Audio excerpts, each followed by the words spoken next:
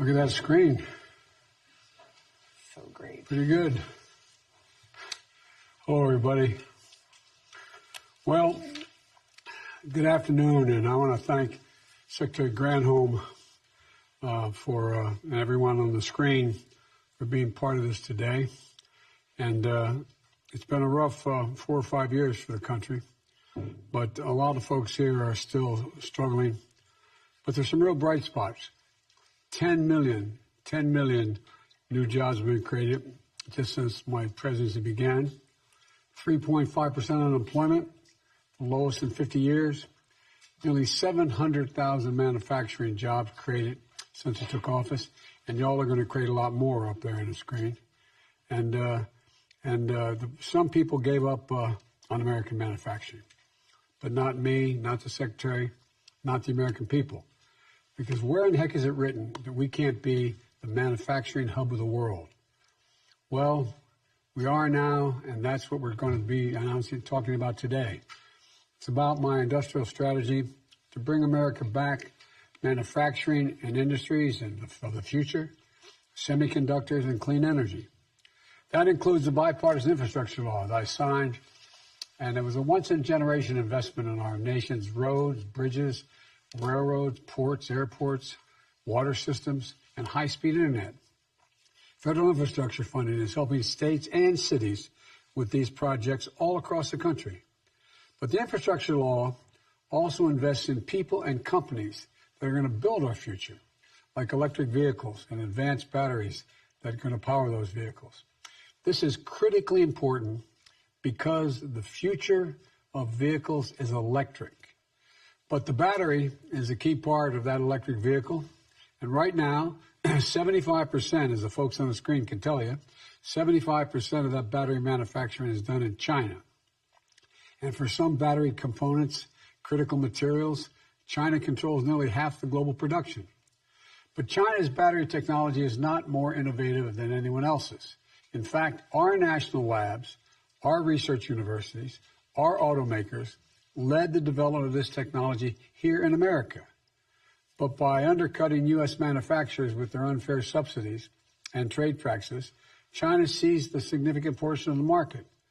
Today, we're stepping up to hold, to take it back, not all of it, but bold goals and actions to make sure we're back in the game in a big way.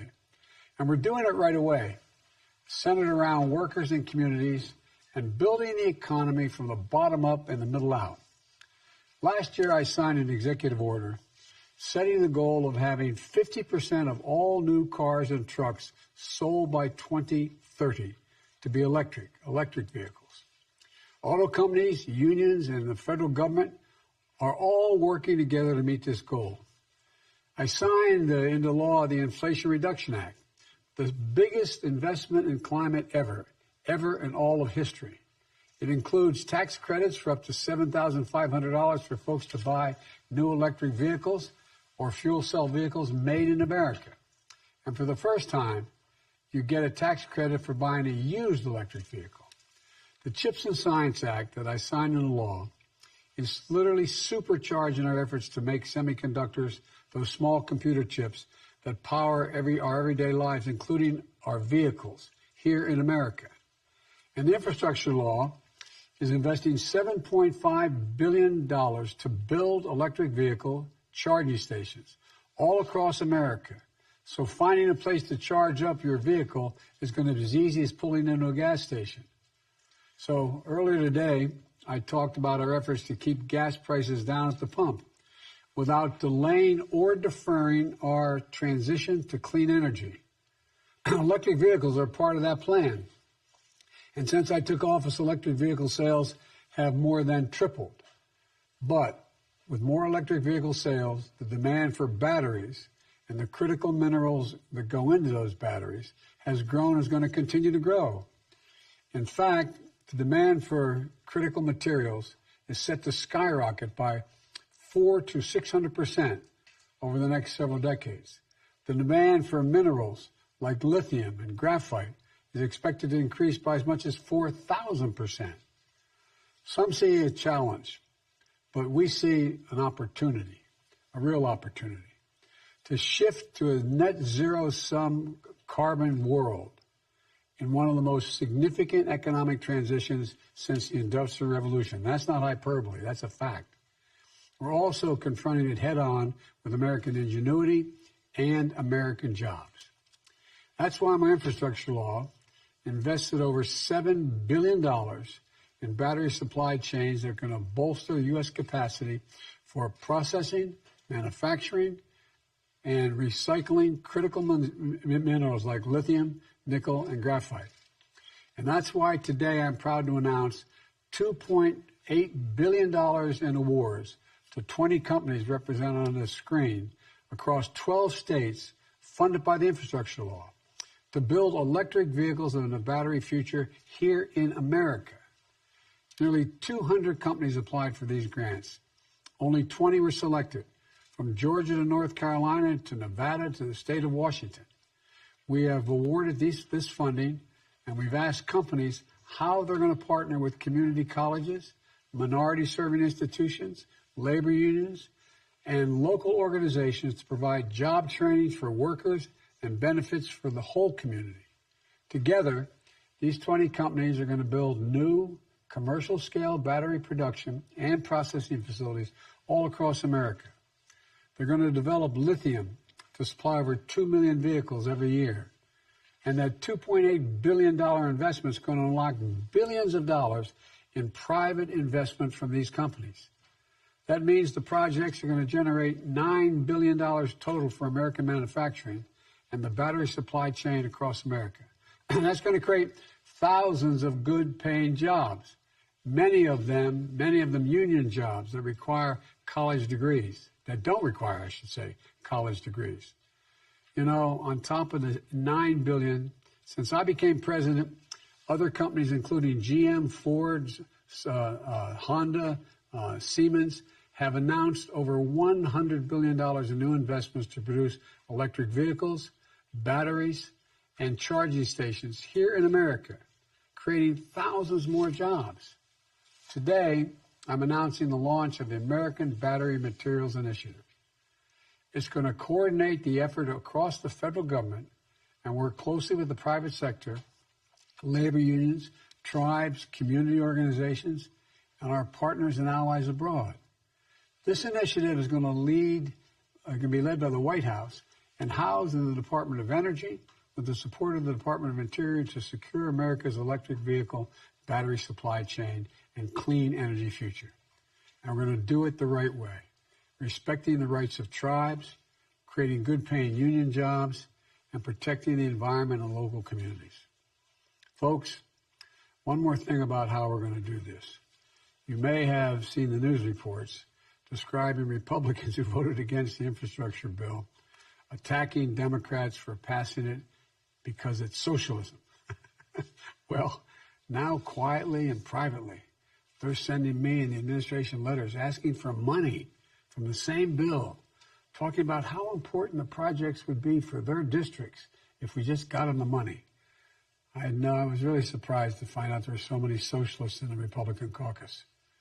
But even if they voted against it, I made a promise when I was running and when I got elected. I would be the president for all Americans. So we're going to build a better America together, whether they voted for it or not. If the district deserves the project, they're going to get it. Let me close with a question.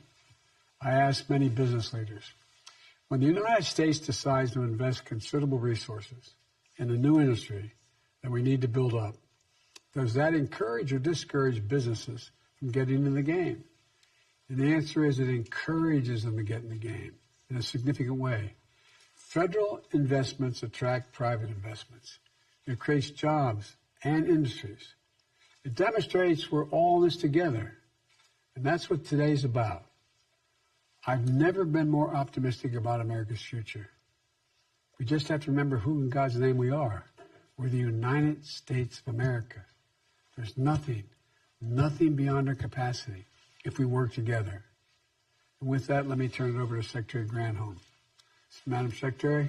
Thank you so much, Mr. President, for inviting me to be part of this today. This moment is one You're a critical of... part of this. We're not just invited. Well, I know, but But I just feel like this especially for so many reasons is one of the greatest pleasures of serving in your administration, because I can't help but think back to a call that I received from your office, from the White House 13 years ago when I was serving as governor of Michigan. And on that call, we found out that the then Obama-Biden administration was awarding Michigan a dozen grants to help and develop and assemble the guts of Car 2.0, which is the electric vehicle. And I remember telling my staff then, this is a game changer for us. Our state's economy, as you know, because of the bankruptcies, was at rock bottom amid that crisis. But you lifted us from our knees and saved us, gave us opportunity. And that opportunity now being reflected in the next step of battery making in America. So the commitment to have us head where the globe was heading, into clean energy and to these new jobs, good paying jobs that it could bring. Those grants at that time generated thousands of jobs for Michigan. They gave confidence to the industry, helped us develop a renaissance. So imagine what these grants are going to mean for these communities that are represented here. It is, I'm just so honored to be part of this, because the companies behind these projects believe that with this agenda on the books, this is the time to bet big on a clean energy boom that's made in America. They're putting their own investments on the table to help build up this battery supply chain that we need to make this all-electric future of transportation real. And together, we're seizing this opportunity together to boost American competitiveness and strengthen local economies and create 8,000 jobs, good-paying jobs all across the country. So 13 years ago, Joe Biden visited Detroit to announce grants that would make Michigan a leader in American EV battery production. I was proud to stand with you then, sir. I'm proud to stand or sit with you now here at the White House as we set to make America a leader in global electric vehicle battery production. And I know we've got all these great people here on the screen who are the grantees, the awardees, who are going to make this happen across the country. I want to ask a couple questions and, of course, invite you to participate, sir, as you see fit. Let's start with Phil Brown. Phil is the president of ICL Group's Phosphate Specialties Solutions. And Phil, my understanding, you're there in St. Louis, that your St. Louis plant is going to employ more than 150 people. And I wonder if you can tell us about the work that you're doing there with unions and make sure that the folks in the surrounding community can take advantage and can access these good-paying jobs. Absolutely, Secretary Granholm and President Biden. We are excited. We really are excited. St. Louis has a rich history of manufacturing, and we have a big part of that, and we are really proud to be a part of that. We've been manufacturing here on the Mississippi River for over 140 years in South St. Louis, and we're excited to bring these 150 new manufacturing jobs with the support of our local union. We have our local union presidents, Mark Smith, here with us. We've had great support with them and the local community around this project. And, we're also going to bring a couple of dozen STEM and science engineering type of roles. And we're doing a lot of outreach with the local community to make sure that those jobs are coming from our local diverse communities here in St. Louis. Phil, you mind if I ask you a question as well? Absolutely. Understand this plant's the first of its kind in the United States. How's this plant going to strengthen our battery supply chain in the United States? Absolutely, and you're absolutely right. This will be the first of its kind in the Western world to produce lithium iron phosphate.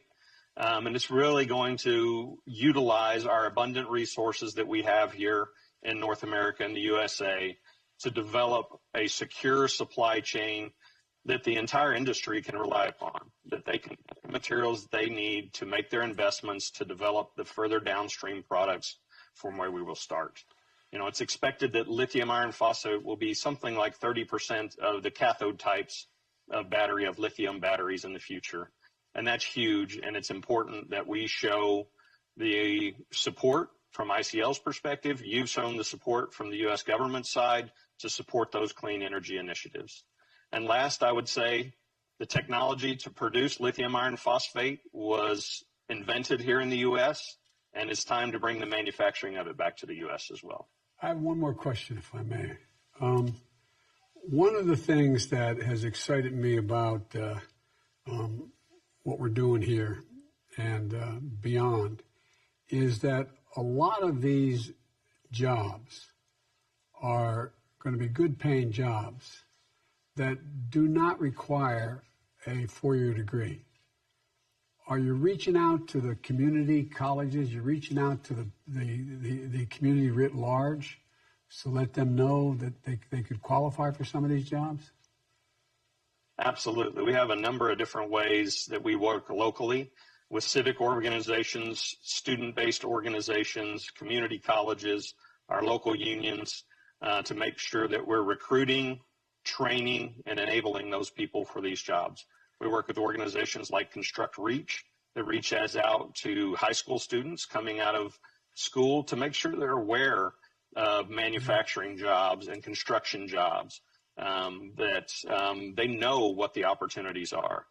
Our partners in this project as well, people like McCarthy, we have aligned goals around those things. They're great supporters of pre-trade union programs, apprenticeship programs, and we'll be working together with civic organizations like Greater St. Louis, who was part of the Build Back Better plan and putting forward a plan for St. Louis as part of that, and making sure that we're reaching out to our local communities and making sure that we represent the diversity of St. Louis in these projects. Well, that's great to hear, Phil. Thank you very much. All right. That's so awesome. Thanks, Phil. Let's now go to Kimberly Medford, who is the president of NTEC. Kim, I know that your company has plants all across the world, and you produce battery separators. Lots of places to invest across the globe. Tell me, why is NTEC choosing to scale up operations in the United States? Oh, you're muted. You're still muted, Kim. Wait, Kim. Wait, can you hear? Can you hear us? Because you're muted. You're muted. Sorry about that. There we go. It's okay. That is my failure to follow instruction, even though your team was amazing, Mr. President, in helping us to know what to do. Thank you both so much for having us here today. You're right. You could do this in lots of places in the world. And I just really want to start by thanking our local delegation for how supportive they've been in Oregon. Senators Wyden and Merkley and Congressman DeFazio and Schrader and the whole Oregon delegation have been just amazing teammates in the overall effort to really spur the U.S. to a leading role in the global adoption of clean advanced battery technologies. You know, we've all experienced supply chain disappointment in the last couple of years driven by foreign imports. Investments in trusted U.S. supply just simply mitigates these risks. We want to be part of creating more American jobs, producing the most advanced technologies for batteries in the world to the cleanest environmental standards right here in the United States. We need to build our supply chain that our customers and the American consumer can really trust.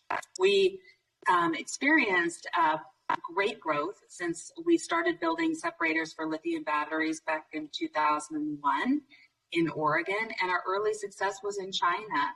So we primarily exported until about 2013, when there was a massive decline in our sales because China, through state-sponsored competition and high tariffs, made it really, really difficult, if not impossible, to compete. But we continued to innovate. We did that in the United States, and we just remained confident that the U.S. domestic lithium battery market and the EV market would develop here, and here we are. So the strong support from you, from your administration, is exactly what we've been hoping and planning for. And now we get the fighting chance to compete globally right here from the United States with American operations. We fully expect the U.S. battery and EV markets to grow rapidly. We know speed and scale are important, and we're vertically integrated to make the most of our own production equipment and are ready with our investments in both Oregon and Nevada to produce that equipment and scale rapidly. So commitment to supply chain, the growth, the longevity that we all need for this EV market that's finally here. We're super excited about it and incredibly confident that it's the right thing to do to make our product with U.S. labor to U.S. environmental standards and without risk that we all stand to face with imports that could stop at any time. May I ask, I have two questions, or actually one comment and two questions.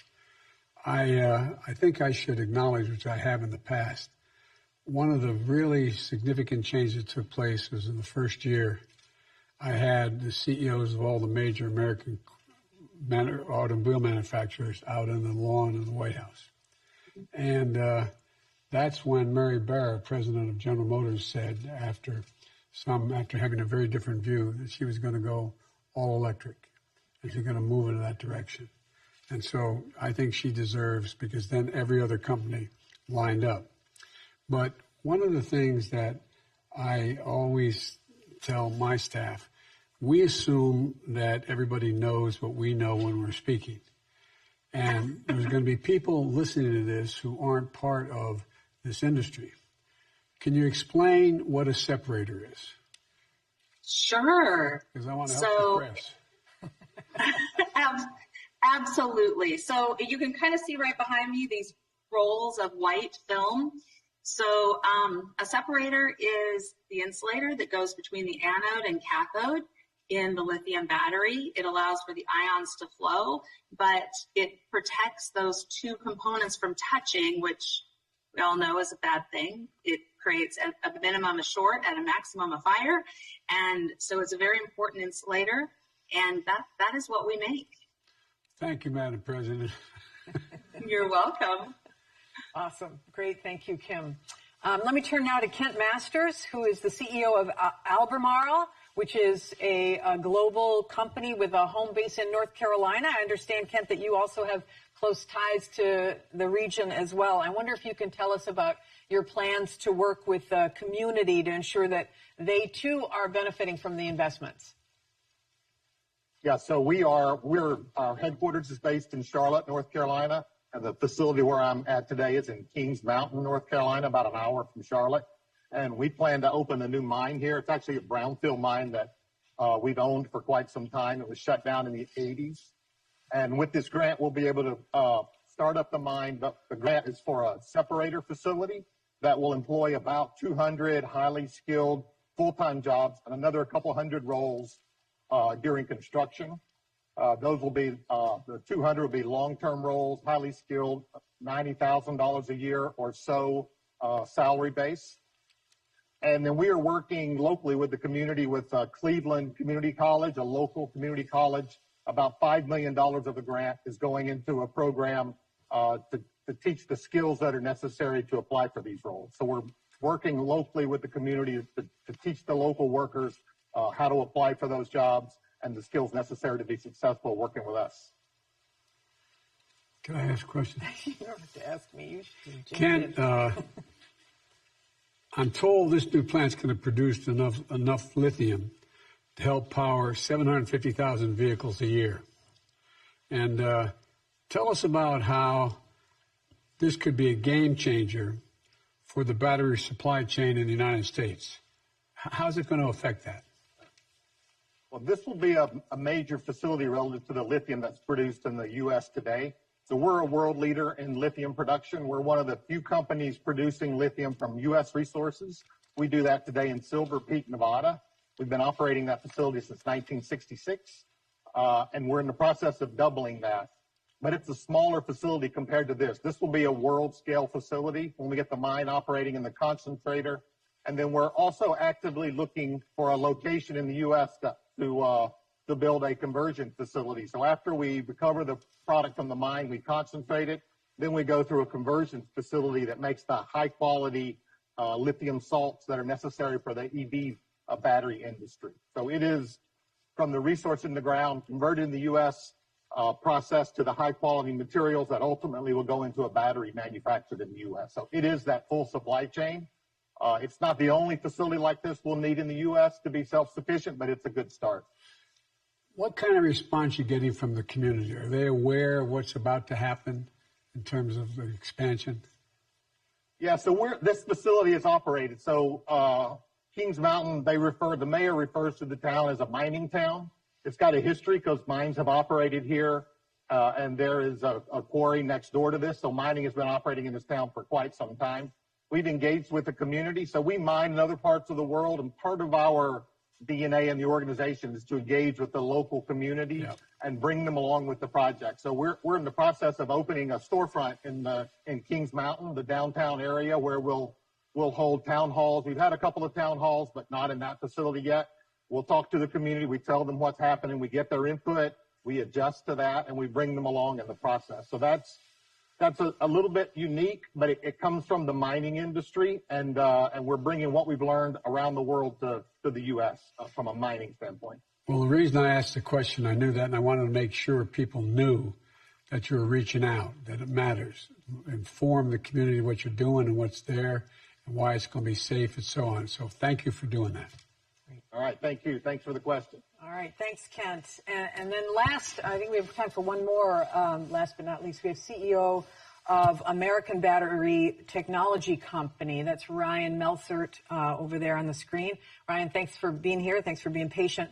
I know your company's working on a new technology to produce battery-grade lithium hydroxide. To the president's point earlier, most people probably don't know what that means, but maybe you can describe for us what that means and what the technology could unlock for electric vehicle battery production in the U.S. Yes, of course. Thank you for having us. The way that lithium is made today globally really comes from one of two different pathways. So lithium is held in hard rock ores, which are mostly located in West Australia. And they're also located in brines and aqueous solutions, mostly in South America. And those are very proven and conventional legacy type processes of how lithium is made and manufactured today. Like was just mentioned, unfortunately, the U.S. is almost a non-player in the lithium game. Less than 1% of all lithium products made globally are made within the U.S. And part of that is because we don't have large amounts of those conventional types of resources. So instead of trying to follow the footprint of what other companies are doing, we looked at different types of lithium deposits.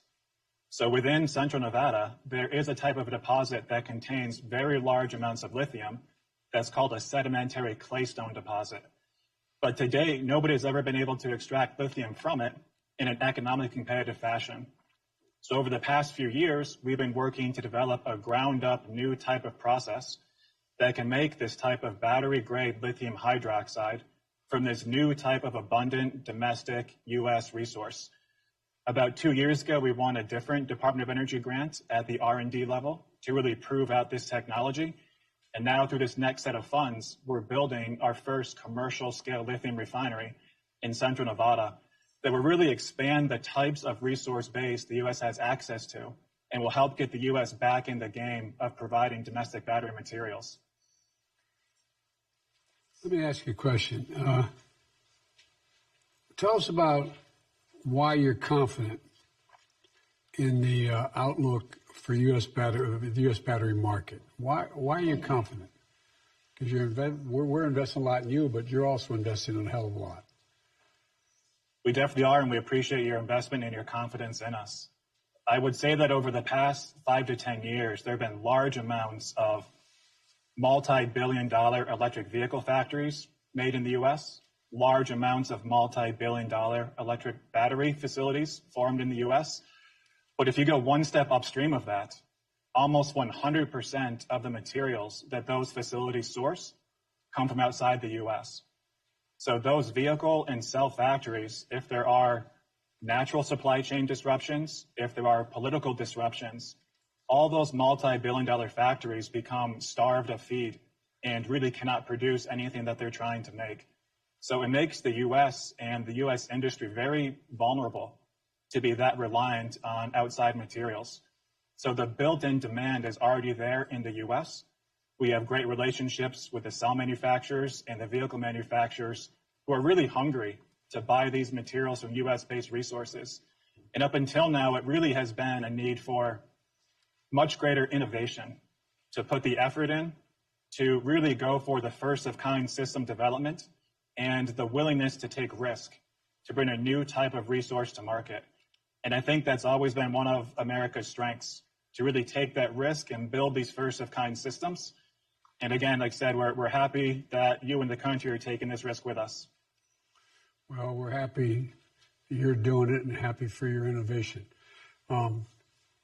Thank you. Yeah, so great. Thank you so much, Ryan, and Kimberly Medford from NTech Manufacturing, and Phil Brown from ICL Group, and Ken Masters from Albemarle, and Brian Goldner and Henry Van Ruyen from Talon Nickel. Thank you for joining us as well. Gene Bertachevsky from Sila Nanotechnologies, Ann Duncan from Sierra Resources, Eric Stopka from Anovian Anode, that's probably it. Mike O'Cronley from Ascend Elements, and Aaron Bent from 6K Inc. Thank you all so much for joining us, for the exciting answers, and it's my pleasure to turn it back over to the man with the cash, President Biden. Well, I tell you what, I got to congratulate the award winners, and thank you for the work you're doing. I wasn't joking when I said the changes that are about to take place, are taking place now in the next 10 years, are going to have more impact on the world and our country than all the changes in the last 30, 40, 50 years. I really mean it. This is like a new industrial revolution. I mean, we're talking about literally a different world and a safer world. And I think it's, I've been asked by other world leaders, can I define America? And Xi Jinping, I traveled thousands of miles with him when he was vice president. I was vice president in China, the United States. And we were in the Tibetan Plateau, and he looked at me and said, can you define America for me? I said, yes, one word, and I mean it. Possibilities. Possibilities. It's made us the ugly American in the sense that we thought we could do anything. But everything we set our minds to do, we've been able to do. And it really is amazing what you all are doing. And I think your kids and grandkids are going to be looking back at this time as really a platform which everything began to change. So thank you for what you're doing. And by the way, this is not just going to benefit the United States. We may be our own supply chain, but if things continue to move in the right direction, we're going to be supplying the rest of the world as well for a lot of things. So thank you all so very, very much. I can't tell you how enthusiastic I am about the promise you're all providing for us, or what we're going to be able to do. Thank you, thank you, thank you, and thank you, Madam Secretary. Can you meet with Xi Jinping, sir, when you go to Asia? Mr. President, could you help us out just really quick? What is your top domestic priority? Is it inflation or is it abortion? Mr. President, are you going to tout this new law? Are you going to tout this new law in Georgia, in Wisconsin, in Nevada, in Arizona? Will you go out on the road and tout this bipartisan infrastructure law, sir? Just hoping to clarify for midterm voters, top domestic issue, inflation or abortion? All important. Unlike you, there's no one thing. It crosses the board. Domestic, ask me about foreign policy too. There's multiple issues, and they're all important. And we ought to be able to walk and chew gum at the same time. You know that old expression. Thank you. Thank you. How's your President Xi for today's announcement with these battery breaks? Thank you all very much. Thank you. Thank you for your time, Mr. President.